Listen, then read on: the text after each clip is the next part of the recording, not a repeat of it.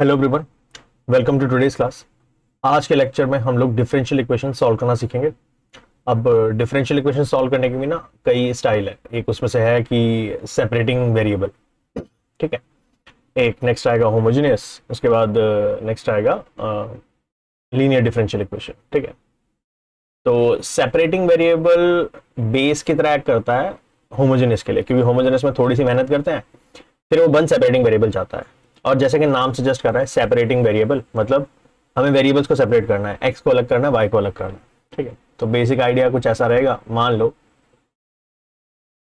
कि d y by d x मान लो तुम्हें दिया हुआ है 1 + y/1 + x, ऐसा करके कुछ दिया हुआ है हाइपोथेटिकली, कुछ मैंने मान लिया। तुम्हें ये देखना है क्या तुम डी एक्स वाली टर्म्स और वाई वाली टर्म्स अलग कर सकते हो कि नहीं कर सकते। कर सकते हैं। कैसे? अगर मैं इन दोनों को इंटरचेंज करूं, ठीक है, y को लेफ्ट में रखूं dy/1 + y, x को राइट में रखूं, ठीक है, dx ऊपर ले गए dx/1 + x, ठीक है। तो y अलग हो गया लेफ्ट और x अलग हो गया, इसे कहते हैं सेपरेटिंग वेरिएबल। उसके बाद क्या करो, दोनों साइड इंटीग्रेट कर दो, तो 1 + y इंटीग्रेट हो जाएगा, 1 + x इंटीग्रेट हो जाएगा, सोल्यूशन बन जाएगा, ठीक है। तो सबसे इजी मेथड है। करना क्या है, x को अलग करो, y को अलग करो। अगर कर सकते हो तो सेपरेटिंग वेरिएबल है। अच्छा, हमें कैसे पता चलेगा? तो देखो करके ही पता चलेगा, क्योंकि तुम्हें सबसे ज्यादा जो दिक्कत आएगी ना वो यही आएगी कि कौन सा मेथड कब इस्तेमाल करना है। तो डिफरेंशियल इक्वेशन ना सबसे पहले ऑर्डर बता देता हूं, पहले यही ट्राई किया करो। फर्स्ट ट्राई किया करो कि सेपरेट हो सकता है या नहीं हो सकता, ठीक है। अगर सेपरेट हो सकता है तो सेपरेटिंग वेरिएबल है, नहीं हो सकता तो नेक्स्ट जो है वो लीनियर डिफरेंशियल ट्राई करना, ठीक है। लीनियर डिफरेंशियल इक्वेशन, उसका एक फॉर्मेट है, वो फॉलो हो गया तो ठीक है, नहीं तो, और अगर ये दोनों फॉलो नहीं हुए तो बाय डिफॉल्ट वो कौन सा फॉर्मेट होगा, लास्ट वाले को तो चेक करने की जरूरत ही नहीं है। लास्ट वाला क्या होगा अपना, फिर होमोजेनियस ही होगा, ठीक है। ऑल्दो होमोजेनियस को आइडेंटिफाई करने के एक आधे और तरीके भी हैं, बट मैं बता रहा हूं कि इस ऑर्डर में फॉलो कर लेना। पहले कोशिश करना कि एक्स अलग वाई अलग अगर हो गए तो सेपरेटिंग वेरिएबल का क्वेश्चन है, ठीक है। अभी तो हम टॉपिक वाइज कर रहे हैं, तो अभी सारे क्वेश्चन सेपरेटिंग आएंगे, पर फिर भी लेट्स स्टार्ट इन ऑर्डर, ठीक है। तो इस क्वेश्चन के अंदर कह रहा है find the general solution. Again general solution मतलब हमें वो प्लस सी वगैरह लिखेंगे, हम इसमें कांस्टेंट रहेंगे, आर्बिट्री कांस्टेंट्स आएंगे, ठीक है। सी की वैल्यू नहीं निकाल सकते तो सी के टर्म्स में सॉल्व करेंगे। अच्छा, तुम ये देखो क्या इस टर्म को इधर y को इधर ले जाया जा सकता है, इसको इधर ले जाया जा सकता है dx को, और x और y अलग अलग हो गए कि नहीं हो गए? पॉसिबल है कि नहीं है? हाँ है। अगर पॉसिबल है तो कर लो, ठीक है, इसको इधर इसको इधर, ठीक है। तो क्वेश्चन ये नेक्स्ट स्टेप क्या बन जाएगा, dy के साथ 2 - y is equal to x+1 dx, ठीक है। और दोनों साइड क्या कर दो, इंटीग्रेट कर दो। अब सिंपल सा क्वेश्चन है इंटीग्रेशन का, y वाले को y के रिस्पेक्ट में, x वाले को x के रिस्पेक्ट में इंटीग्रेट कर दो। उस हिसाब से ये फॉर्मेट सबसे आसान है समझने के लिए। चलो करना शुरू करते हैं। 2 का इंटीग्रेशन 2y माइनस y का इंटीग्रेशन y²/2, ठीक है, इज इक्वल टू x का इंटीग्रेशन x²/2, 1 का इंटीग्रेशन x प्लस सी। तुम बोलोगे यहाँ क्यों सी लिखा, यहाँ क्यों नहीं लिखा? तो ठीक है, अगर तुम्हारा मन करे तो एक काम करो, यहाँ C1 लिख लो, फिर यहाँ C2 लिखो। अगर मैं C1 को इधर ले जाऊं या C2 को उधर ले जाऊं, एक ही बात है, तो ये बनेगा C2 - C1। दो कांस्टेंट्स को सब्ट्रैक्ट करोगे तो एक नया कांस्टेंट ही आएगा। मान लो C2 5 था, C1 4 था या 3 था, सब्ट्रैक्ट करके एक नया नंबर ही आया ना, एक नया कांस्टेंट ही आया है।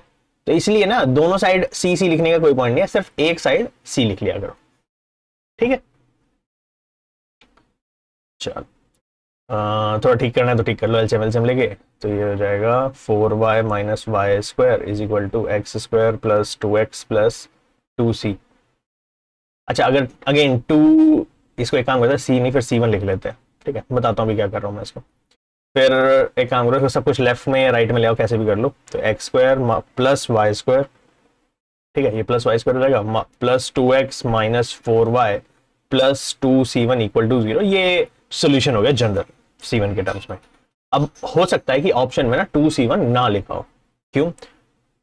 किसी कांस्टेंट को 2 से मल्टीप्लाई करके एक नया कांस्टेंट ही बनेगा, ठीक है। तो यानी इसकी जगह सीधा c लिखा जा सकता है। तो फाइनल आंसर कुछ ऐसा हो सकता है, ऐसा लिखा हो x² plus y² plus 2x minus 4y plus C equal to 0। C की वैल्यू हमें नहीं पता क्योंकि कोई कंडीशन गिवन नहीं है, तो हम सी के टर्म्स में छोड़ देंगे। इसी को जनरल सॉल्यूशन कहते हैं, यही आंसर है हमारा, ठीक है। अच्छा, ये है क्या? ये मतलब इस इक्वेशन को देख के तुम्हें पता चलना चाहिए ये क्या रिप्रेजेंट कर रही है। ग्राफ पे क्या बनेगा इससे, ठीक है। वैसे तो ये इसका क्वेश्चन नहीं है, पर हो सकता है ऐसा पूछ ले कि इसका जनरल सोल्यूशन रिप्रेजेंट्स, एलिप्स को रिप्रेजेंट करता है, पैराबोला को रिप्रेजेंट करता है, सर्कल को, स्ट्रेट लाइन को क्या रिप्रेजेंट कर रहा है। तो तुम्हें पता होना चाहिए ये क्या है, एक सर्कल को रिप्रेजेंट कर रहा है। मुझे कैसे पता चला, ठीक है, बिना सेंटर रेडियस फाइंड किए मेरे को कैसे पता चला, coefficient of x square, coefficient of y square दोनों बराबर है।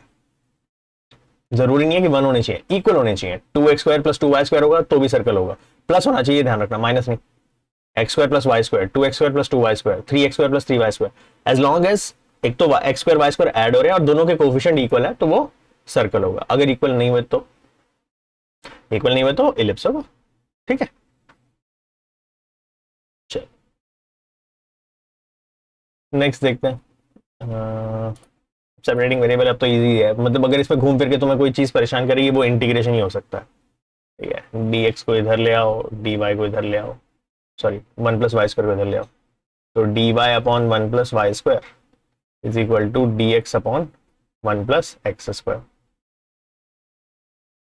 दोनों साइड कर दो इंटीग्रेट, तो ज्यादा ही सिंपल है। स्टैंडर्ड रिजल्ट क्या आ जाएगा इसका answer, tan inverse y by 1 या tan इनवर्स y, ये tan inverse x plus C. कुछ ज्यादा ही हवा में हो गया सर, इतना ले लो। स्टैंडर्ड रिजल्ट था ना ये, हमारे पास फॉर्मेट क्या होता था, integration 1 upon x square plus a square, क्या होता था वो 1 by a tan inverse x by, ठीक है। अगर किसी को याद नहीं है तो ये था इसका आंसर, ठीक है, प्लस सी ऑफ कोर्स बात है, ठीक।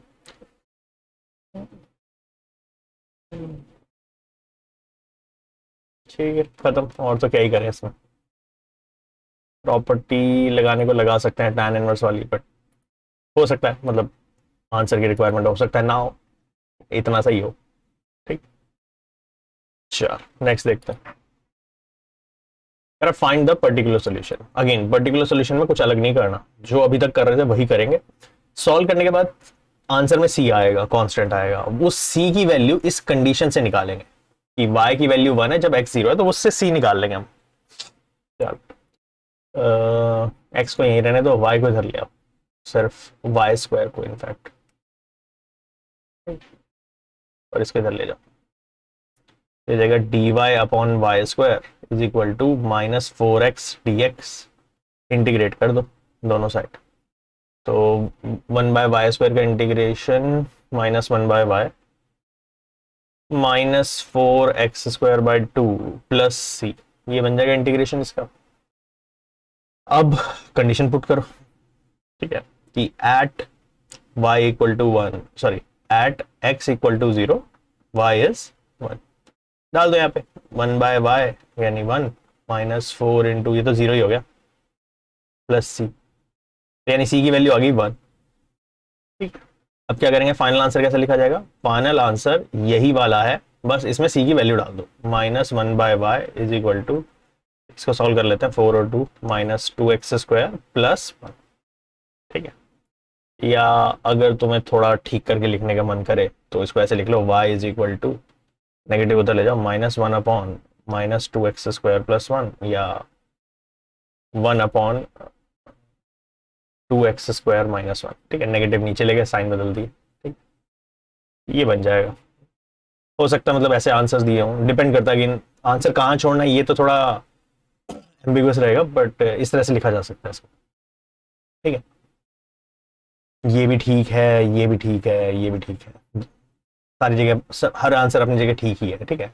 अगर बोले कि मोस्ट सिंप्लीफाइड, तो ऑफकोर्स ये बातें ये दिख रहा है कि जब से ज्यादा सिंप्लीफाइड वे में यही लिखा गया है तो ये ठीक रहेगा। तो वो कॉमन सेंस से तुम थोड़ा जज कर सकते हो कि थोड़ा बहुत करे ना करे, कई बार थोड़ा डाउट आएगा, तो ऐसी कोई दिक्कत नहीं है कि तुम एक पर्टिकुलर जगह आंसर छोड़ नहीं सकते, ठीक है। बाकी हम अगर कभी डाउट रहे तो हमेशा y इज इक्वल टू या x इज इक्वल टू निकाला करो, अलग ही करो। अच्छा नेक्स्ट देखते हैं। अब की बार डिफरेंशियल इक्वेशन दी हुई है, हाँ कह रहा है equation passing through a curve 1,1, इसका बताता है इसका क्या मीनिंग है। कह रहा है हुज डिफरेंशियल इक्वेशन दे रखी है। अगेन देखना क्या है, क्या ये x तो यही ठीक है, इस x को भी यहां ले आया जा सकता है, तो y और x अलग हो जाएंगे, dy is equal to 2x square plus 1 upon x dx, और इंटीग्रेट कर दो, खत्म। सेपरेट हो गए ना वेरिएबल, तो यहाँ पे कुछ नहीं, मतलब वन, वन का इंटीग्रेशन वाई, इसको तो तोड़ के कर लेते हैं, 2x² upon x plus 1/x, तो एक एक्स तो कट ही गया, तो y इज इक्वल टू ये हो गया 2x का इंटीग्रेशन x² प्लस 1/x का log x, और प्लस c लिखेंगे। और फिर वही, ये 1,1 का मतलब क्या है कि ये कोऑर्डिनेट है पासिंग, इसका मतलब क्या होता है कि जब x की वैल्यू 1 है, ठीक है, at x equal to 1, y की वैल्यू भी 1 है, तभी तो 1,1 से पास कर रहा होगा, डाल दो 1 इज इक्वल टू 1 का square 1 plus log 1 plus c। log 1 क्या होता है, 0 होता है, पता होना चाहिए, ठीक है। डिफरेंशिएशन के टाइम पे ये वाली लॉग वाली बातें डिस्कस हुई थी बेसिक, ठीक है। तो ये तो 0 हो गया, ये 1 से 1 कट गया, सी की वैल्यू 0 आ रही है, तो ऐसा कोई जरूरी नहीं कि हर बार सी की वैल्यू कुछ मिले, सी 0 भी आ सकता है, वो तो डिपेंड करता है इक्वेशन क्या थी। तो final answer y equal to x square plus log x, रहने दो ऐसे ही, ठीक है, y in terms of x है, ठीक लग रहा है देखने में, यही छोड़ देते हैं।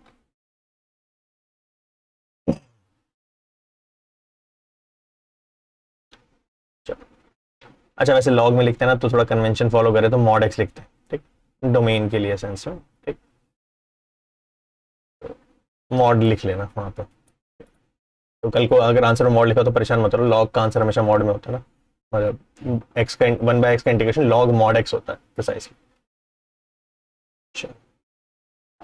सेम अब की बार कह रहा है find the equation of a curve passing through -2,3, equation निकालनी है, मतलब भाई सॉल्यूशन निकालना है। कह रहा है given that slope of tangent मतलब mt at any point, mt मतलब dy/dx at any point is 2x upon y square, तो बन गई डिफरेंशियल इक्वेशन ये भी आराम से, y इधर ले जाओ, x इधर, dx वाला इधर ले जाओ, तो y² dy is equal to 2x dx, बस इंटीग्रेट करना है, करो खत्म, y² का इंटीग्रेशन y³/3, 2x का x² प्लस सी, ठीक है। अच्छा, उसने बोला है -2,3 से पास कर रहा है, फिर से सेम लॉजिक, ये x ये y, मतलब क्या है कि जब x की वैल्यू -2 है तो y की वैल्यू क्या है, 3 है, डाल दो यहाँ पे, 3 3 9 27 अपॉन 3, 9 इज इक्वल टू -2 का स्क्वायर 4 प्लस सी की वैल्यू आ रही है 9 - 4, 5 आ गया, तो ठीक है, अच्छी बात है, ठीक है। अब आंसर यही equation y³/3 is equal to x² plus 5, चाहो तो 3 इधर ले जाओ, y³ इज इक्वल टू, थोड़ा देखने में अच्छा लगेगा, 3x² प्लस 15, बस यही कर सकते हैं, ये ठीक लग रहा है आंसर, है ना, y अलग x अलग।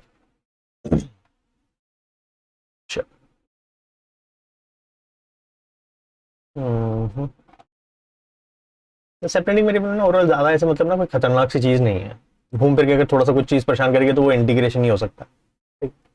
बाकी ऐसे कोई खास दिक्कत आती नहीं है। अच्छा, जब ये पता हो कि आप सेपरेटिंग वेरिएबल कर रहे हो तब दिक्कत नहीं आती, दिक्कत तब आती है जब वो क्वेश्चन लिखा हो और आपको ये ना पता चल रहा हो कि वो सेपरेटिंग है या नहीं है, ठीक है। तो बस अभी उसको इसी तरह से देखना कि तुम एक्स और वाई अलग कर सकते नहीं कर सकते, देखो dx इधर चला जाएगा तो एक्स राइट साइड में हो गया, वाई लेफ्ट साइड में हो गया, तो ठीक है, सेपरेटिंग वेरिएबल लगा लो, तो ये जाएगा dy is equal to 1 minus cos x upon 1 plus cos x dx का इंटीग्रेशन, दोनों साइड इंटीग्रेट कर दिया, कुछ नहीं, मीन 1 का इंटीग्रेशन तो y, अब सारा चैलेंज क्या है कि ये इंटीग्रेट कैसे करोगे, तो करने के तरीके again sine tan half angle से भी कर सकते हैं, रैशनलाइज भी एक ऑप्शन है, हाफ एंगल में चले जाते हैं, ठीक है, इजी हो जाएगा थोड़ा। 1 माइनस कॉस एक्स का क्या करना है, 1 माइनस कॉस एक्स, हाँ प्रॉपर्टी लगानी है यहाँ तो ट्रियो की प्रॉपर्टी आ गई है फिर से वही, 1 minus cos x 2 sine square angle का half, 1 plus cos x same 2 cos square angle का हाफ, ठीक है, तो ये हो जाएगा integration of 2 sine square x/2 by 2 cos square x/2, ठीक है, ये हटाओ तो y हो गया integration of tan square x/2, कुछ नहीं, अब तुम्हारा इंटीग्रेशन रिवाइज होगा इसमें, ठीक है। ज्यादा कोई कॉम्प्लिकेटेड चीज तो होने नहीं वाली। अब लॉजिक बस इतना सा है, क्या क्या तुम्हें याद है कि tan स्क्वायर इंटीग्रेट करने का तरीका क्या होता था? ठीक है, कि उसकी अप्रोच क्या होती थी? याद तो क्या मतलब ऐसे बाय हार्ट तो करने की जरूरत है नहीं, पर tan स्क्वायर इंटीग्रेट नहीं होता, ये समझ में आना चाहिए। क्या इंटीग्रेट होता है? सेक स्क्वायर होता है। तो tan स्क्वायर को सेक स्क्वायर x/2 -1 लिख के आराम से इंटीग्रेट कर लो। सेक स्क्वायर का इंटीग्रेशन tan x/2, और फिर कोफिशिएंट ऑफ x डिवाइड होगा, 1/2 डिवाइड करोगे 1/2, तो वो ऊपर 2 चला जाएगा, -1 का इंटीग्रेशन x + c। इतना बढ़िया आंसर निकल गया है। ठीक है, बढ़िया। चलो नेक्स्ट देखें। अच्छा, ऐसे देख के तो कुछ नहीं पता चल रहा सेपरेटिंग है या नहीं है, तो पहले एक काम करो, पहले dy/dx बनाया करो, या चलो एक स्टेप लिख लेते हैं, इसको इधर लेके जाते हैं। तो sec square x tan y dx is equal to minus sec square y d tan x dy। अब dy/dx पूरा बनाने की जरूरत नहीं है, तुम ये देख लो क्या y और x अलग अलग हो सकते हैं, जो कि मेरे को लिख दिख ही रहा है यहाँ पे, है ना। ये tan x इधर चला जाएगा और ये tan y इधर चला जाएगा, तो y वाले अलग हो जाएंगे, x वाले अलग हो जाएंगे। Integration sec square x dx upon tan x is equal to integration negative के साथ ही sec square y dy upon tan y। एकदम सिमेट्रिकल सा एक्सप्रेशन है, तो मतलब इंटीग्रेट अलग अलग करने की दिक्कत नहीं है, बस एक बार ये इंटीग्रेट हो गया तो बस x की जगह y आ जाएगा। तो इसे इंटीग्रेट करने में क्या लग रहा है, क्या करें? ऊपर sec स्क्वायर लिखा है, tan x को t ले लेते हैं, सब्स्टिट्यूशन वर्क कर जाएगा ना, sec square x dx dt बन जाएगा। तो ये लगा लो कि tan x को ले लो t, तो tan x का differentiation sec square x dx dt, खत्म। तो ये इंटीग्रेशन क्या हो गया, dt/t। ठीक है, 1/t का इंटीग्रेशन log t, यानी कि log mod t, mod में t है tan x, तो log mod tan x। ऐसे ही इसका क्या हो जाएगा, minus log mod tan y हो जाएगा, बस x की जगह y डाल दो, प्लस c। ठीक है, इसको इधर लेके आते हैं, तो मैं कुछ दिखाता हूँ। tan x mod tan x plus log mod tan y is equal to c। देखो दो टर्म लॉग में आ रही है, अगर ये भी लॉग लिख लूं तो बढ़िया हो जाएगा। कैसे, अभी दिखाता हूं। अगर तुम कांस्टेंट c लिख सकते हो ना, तो c की जगह तुम log c भी लिख सकते हो। log किसी नंबर का भी एक कांस्टेंट वैल्यू होगी। मान लो जैसे अगर मैं बात करूं कि log 100 क्या होता है, तो कोई नंबर होगा। ठीक है, अगर ये बेस 10 है तो ये 2 होता है। ठीक है, तो किसी चीज का भी अगर हम log की बात करें तो वो एक वैल्यू है, log किसी नंबर का कांस्टेंट ही है, तो जरूर नहीं है प्लस c लिखना है, प्लस log c भी लिख सकते हो। तो ऐसा कोई रूल नहीं है, आज तक क्यों नहीं लिखा, जरूरत नहीं पड़ी इसलिए नहीं लिखा, अब लग रहा है तो लिख लेते हैं। फायदा फायदा ये देखो, log a plus log b बन रहा है इसमें, ये a ये b। ठीक है, log a plus log b क्या हो जाएगा, log ab, यानी log tan x tan y। ठीक है, अगेन मॉड क्या काम कर रहा है, वो सिर्फ डोमेन डिफाइन करने के लिए log की is equal to log c, दोनों साइड से log log हटा लो, तो इक्वेशन कितनी ज्यादा सिंपल नहीं आ गई। ये फायदा है कि tan x tan y is equal to c, तब बढ़िया आंसर, कोई दिक्कत थोड़ा ना। चल अच्छा, यहाँ पे प्लस सी किया ना, किसी का मन करे माइनस भी कर लेना, कोई दिक्कत नहीं है। माइनस log c लिख सकते हो, माइनस सी भी लिख सकते हो, ऐड करो सब्ट्रैक्ट करो, कोई दिक्कत नहीं है। ठीक है, अगेन प्लस सी क्यों लिखते थे, कन्वेंशन सी बना रखी है कि प्लस सी लिख देंगे, सी की वैल्यू पॉजिटिव नेगेटिव हो सकती है, तो उस सेंस में लिखा हुआ है, ऐसी कोई दिक्कत नहीं है। ठीक है, तो अपनी मर्जी से तुम मैनिपुलेट कर सकते हो, सी भी लिख सकते हो, log सी भी लिख सकते हो, ई की पावर सी भी लिख सकते हो, जरूरत नहीं पड़ेगी ई की पावर सी की, बट log की जरूरत पड़ती है, जैसे इस क्वेश्चन में पड़ी।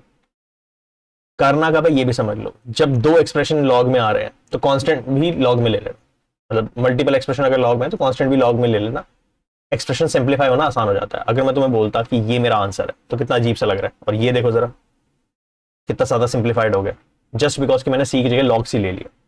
ठीक है, चलो ये बात थोड़ी ध्यान रखना। नेक्स्ट सेम ही आइडिया है फिर से, y log y dx is equal to x d y. फिर से देखो डी एक्स में एक्स इधर चला जाएगा, ये पूरा उठा के वहां ले जाएंगे, तो d x by x is equal to d y upon y log y, और इंटीग्रेट करना। तो 1/x का तो बहुत सिंपल है, लॉग एक्स। 1/y डी, अच्छा 1/y नहीं है, 1/y लॉग वाई। तो इसमें यूजुअली ऐसा सब्स्टिट्यूशन देखा करो कि कुछ ना कुछ पुट वुट करके हो जाएगा। लॉग वाई गंदा लग रहा है, अगर मैं लॉग वाई को टी ले लूं तो लॉग वाई का डिफरेंशिएशन 1/y dy ये है ना, तो ये dt बन जाएगा। तो फिर से इंटीग्रेशन क्या आ गया, इंटीग्रेशन आ गया dt बाय टी, यानी कि इसका 1/d का इंटीग्रेशन डायरेक्ट लिख रहा हूं यहां पे, log t प्लस सी। और फिर अब वही कॉमन सेंस वाली बात, ये भी लॉग में है ये भी लॉग में है, तो क्यों ना इसको भी log c ले ले। ठीक है, तो log x is equal to log t क्या लिया हमने, log y, तो log के अंदर log है, ओहो, फिजिक प्लस log c। ठीक है, ठीक है, कॉम्प्लिकेटेड है तो क्या ही करें, तो log x is equal to, इन दोनों को कंबाइन करें, चलो कर लेते हैं, log a plus log b, ये a है ये b है। ठीक है, तो log ab यानी कि log of log y into c, और दोनों साइड से log हटा लो, तो एक्सप्रेशन हो जाएगा simplify, x is equal to log y into c, या x is equal to c log y। ठीक है, अगर log में आंसर ना छोड़ना हो, क्योंकि ऐसा हो सकता है कि ऑप्शन या क्वेश्चन के अंदर आंसर log में ना छोड़ा गया, तो तुम मैनिपुलेट हमेशा कर सकते हो, c को उधर ले जाओ, x by C is equal to log y, और ये log वहां जाके क्या हो जाता है, एंटी लॉग, यानी e की पावर में आ जाएगा x by C is equal to y। ठीक है, तो ये एक आंसर है हमारा, ये भी एक आंसर है। अच्छा, एक मैनिपुलेशन और बताता हूँ, कभी कभी क्या लिखा होगा तुम्हारा आंसर में ना, ये ना लिख के लिखा होगा y is equal to e की पावर सी एक्स लिखा होगा। अब तुम कहोगे हमारा तो x बाय सी आ रहा है, हमारा तो गलत आ रहा है, नहीं, अरे 1/c को कुछ नया कांस्टेंट c1 बोल दो, c2 बोल दो, कुछ भी बोल लो, तो ये c1 बोल देना। ठीक है, अब वो c1 लिखे या c लिखे उससे कोई फर्क नहीं पड़ता, वो तो नंबरिंग है ना सिर्फ उसके लिए। ठीक है, तो अगर तुम्हें ये दिक्कत हो रही है कि 1/c का क्या किया, तो 1/c को तुम c1 लिख सकते हो, तो उससे क्या देखने में एक्सप्रेशन और सिंपल हो जाएगा। ठीक है, तो फाइनल आंसर में तुम y is equal to e की पावर c1x लिखो, cx लिखो, एक ही बात। ठीक है, इसको एक तरीका ऐसे भी समझ सकते हो कि 1 अपॉन कांस्टेंट भी एक कांस्टेंट ही होगा। ठीक है, इसकी वैल्यू अलग होगी, इसलिए c1 c2 का इस्तेमाल करते हैं, बट किसी कांस्टेंट को अगर हम डिवाइड कर दें, मतलब सॉरी 1 को डिवाइड करते हैं किसी कांस्टेंट से, तो एक नई वैल्यू आएगी, वो भी कांस्टेंट ही होगी। ठीक है, तो ये भी आंसर हो सकता है। ठीक है, तो 3 पॉसिबिलिटी है इसमें आंसर की, हो सकता है ये हो सकता है ये दे रखा, हो सकता है ये दे रखा। ठीक है, नेक्स्ट देखते हैं,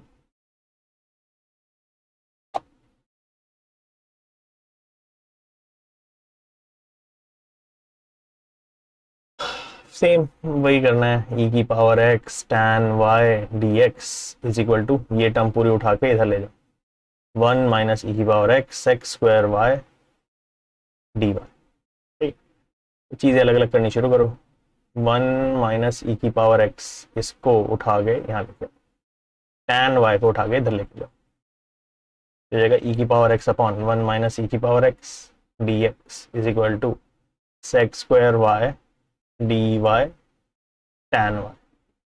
और ये तो देखो अभी किया था, तो इसका तो मैं अब इंटीग्रेट फिर से करूंगा नहीं, डायरेक्ट इसका याद होना चाहिए, क्या था इसका, लॉग मॉड के अंदर था ना tan, log mod tan y।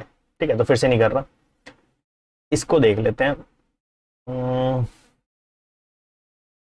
Integration 1 minus e की पावर x, तो इसको ऐसे कर लें, 1 माइनस ई की पावर x को अगर हम t ले लें, तो इसका डिफरेंशिएशन क्या हो जाएगा, इसका डिफरेंशिएशन हो जाएगा माइनस ई की पावर x dx।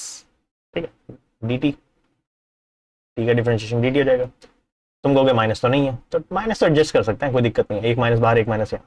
ठीक है, तो ये पूरा तो बन गया dt, और ये हो गया t। ठीक है, तो ये हो जाएगा minus integration of dt by t, फिर से क्या आ जाएगा, माइनस लॉग मॉड t। अच्छा, ये प्लस c लिखना है, तो अगेन देखो ये भी लॉग में आ रहा है, ये भी लॉग में आ रहा है। अब कॉमन सेंस लॉग सी लिख लूं, ठीक है, प्लस लॉग सी। चलो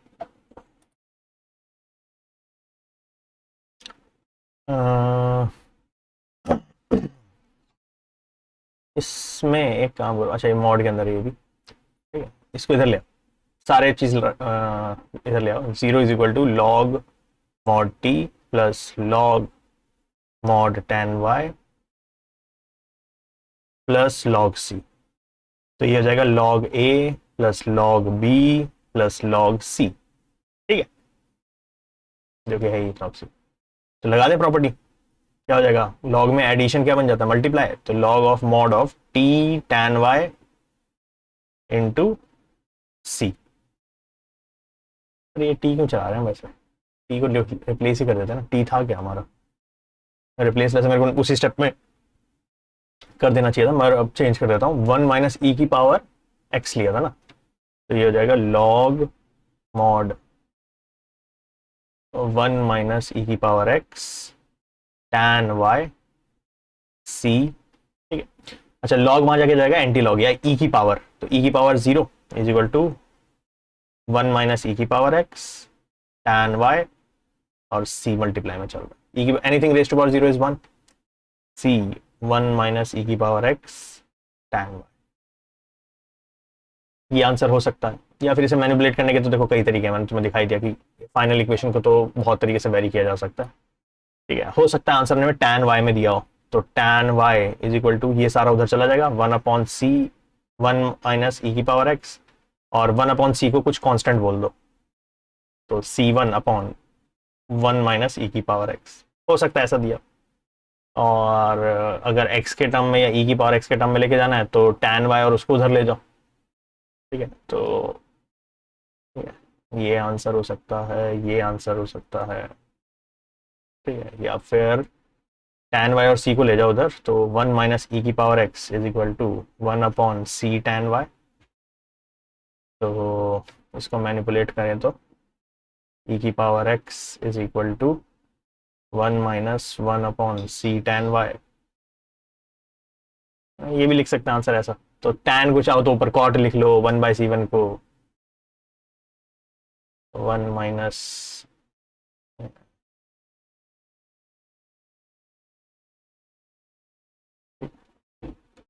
one minus one by c को सी वन, और टैन को कॉट वाई लिख लो, तो डिनोमिनेटर दिखेगा ही नहीं, ठीक है। तो अगेन ये सब तो बहुत सब्जेक्टिव है इस पॉइंट पे कि क्या सही आंसर लिखना चाहिए, ठीक है, लिखने के स्टाइल अलग अलग हो सकते हैं, उससे फर्क नहीं पड़ता। तो यहाँ फाइनल तक पहुंचना है और फिर थोड़ा बहुत मैनिपुलेट करके टैन में लिख दो या किसी में लिख दो, एक्सेप्टेबल है, कोई दिक्कत नहीं होगी। चलो नेक्स्ट, हाँ अब ऐसे में समझ में आता है, देखो आंसर गिवन है बना हुआ है तो समझ में आ रहा है कि हाँ ऐसा बनाना है तो बना लेंगे, ठीक है। तो tan, अब वाले देख लेते हैं, इसमें dy by d x is equal to e की पावर एक्स प्लस वाई। अब की बार ऐसा लग रहा है कि ये स्प्लिट नहीं हो सकता, ठीक है, क्योंकि ई की पावर एक्स, ई की पावर में एक्स प्लस वाई ना, स्प्लिट कैसे करोगे, तो एक्सपोनेंशियल की प्रॉपर्टी लगा के हम स्प्लिट कर सकते हैं। मैं इसको ऐसे लिख सकता हूँ, dy by d x is equal to e की पावर एक्स इंटू ई की पावर वाई लिख सकता हूँ, और अब तो क्लियरली सेपरेटेबल है, ये इधर ले जाओ, ये इधर ले आओ, dy बाई ई की power minus y, sorry e की power y is equal to e की पावर एक्स डी एक्स, और इंटीग्रेट कर देंगे दोनों साइड। अच्छा ई की पावर वाई है, इसको ऊपर लिख लेते हैं, ई की पावर माइनस वाई, इंटीग्रेट करना इजी हो जाएगा, ई की पावर माइनस वाई का माइनस ई की पावर वाई, ई की पावर एक्स का ई की पावर एक्स प्लस सी। तो इसने ई की पावर एक्स और ई की पावर वाई को कंबाइन कर रखा है। अच्छा सी जरूरी नहीं है हमेशा राइट साइड लिखना है, यहाँ भी लिख सकते हो प्लस सी, कोई ऐसी कोई दिक्कत तो है नहीं, ठीक है ना, कोई कसम थोड़ा खा रखे कि हमेशा राइट में लिखना है प्लस सी, यहाँ लिख लो सी, क्यों, क्योंकि इसका सी अलग है, इसको यहाँ ले आओ, तो c इज इक्वल टू क्या हो गया, ई की पावर x प्लस ई की पावर माइनस है, ई की पावर माइनस वाई। अब ऑप्शन चेक कर लेते हैं, ई की पावर x प्लस ई की पावर माइनस वाई, यही है, पहले ही मैच कर गया। इसमें नेगेटिव पावर नहीं है, हो नहीं सकता, इसमें भी नेगेटिव पावर नहीं है कि नहीं हो सकता, इसमें दोनों ही नेगेटिव पावर है, ये तो बिल्कुल ही गलत है। वैसे तो देखो इस स्टेप के बाद यही पता चल गया कि एक पॉजिटिव एक नेगेटिव पावर होनी चाहिए, जो कि ए ही ऑप्शन में है बस, ठीक है। चलो बस यही था, हो गया खत्म। तो सेपरेटिंग वेरिएबल में बेसिक बेसिक सारे केस मैंने डिस्कस कर दिए, ठीक है। अगेन वेरिएशंस बहुत सारी हो सकती हैं, घूम फिर के इंटीग्रेशन ही है जो तुम्हें दिक्कत करेगा अगर करेगा तो, बाकी ऐसा कुछ नहीं है कॉम्प्लिकेटेड। और सबसे पहले ट्राई यही किया करो, डिफरेंशियल इक्वेशन में ये देखा करो कि एक्स वाई अलग हो सकते हैं या नहीं हो सकते, अगर हो सकते हैं तो सेपरेटिंग, वरना फिर आगे देखेंगे, ठीक है। चल आज का लेक्चर करते हैं यहीं पे खत्म, नेक्स्ट क्लास में मिलते हैं। Good day everyone.